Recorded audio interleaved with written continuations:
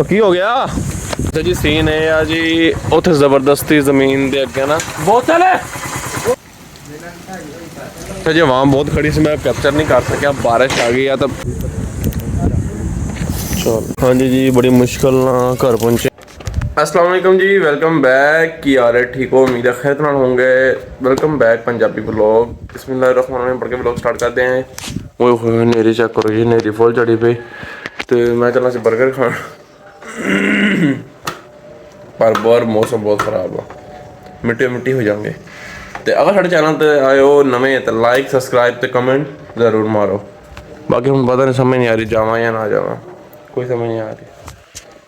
मौसम चेक जी बहुत खराब हो गया तो जी मौसम बहुत ज़्यादा खराब आ। शहजाद साहब सारे नाल बैठे ने तो हम जा रहे हैं अड्डे ते सूरत हाल दिखाते हैं कोई तो साढ़े चैनल ते नवे हो तो लाइक मारो सब्सक्राइब मारो। अन्नी जा पेट्रोल वाला नंबर लगा नहीं तेनू कदे पट्टा करोंदे आज जी चेक करो मौसम हवा चल पी है टाइमों टाइम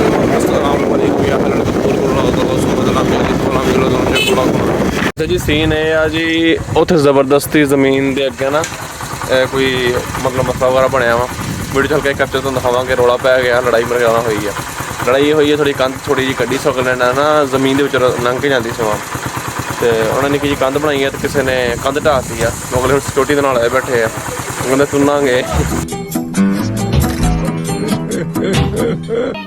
समझ रहे हो बोतल चा पानी ले गए हैं बोतल है आ बोतल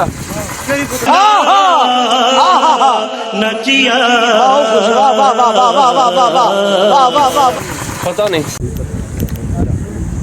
चलो जी वहाँ बहुत खड़ी से मैं कैप्चर नहीं कर सकिया बारिश आ गई है तो रास्ता क्लियर करने लगे गड्डी भी बाहर खड़ी है मोटर बंद करिए इतों शायद तुम जूम करके दिखा सके मनाजरात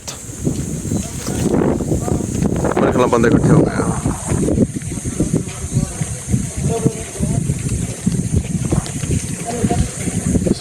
गार्ड वगैरह भी नाल ने उन्होंने बाकी ओए जल्दी करो व्लॉग नाल देखते रहो अगर पसंद आवे लाइक कमेंट ते सब्सक्राइब। तो की हो गया कौन चलांदा नाश्ता जी हाँ आ ड्राइवर साड़ा पक्का। अस्सलाम वालेकुम ठीक है अल्लाह का शुक्र जी किसी से ए इस तरह कर ले जाएंगे बैग ड्राइवर है जी फोन चल हाँ जी बड़ी मुश्किल ना घर पहुँचे हैं पौधे और सड़क वगैरह फुल हो चुकी हैं तो अड्डे तो आ गए थे बारिश वगैरह फुल तेज थी।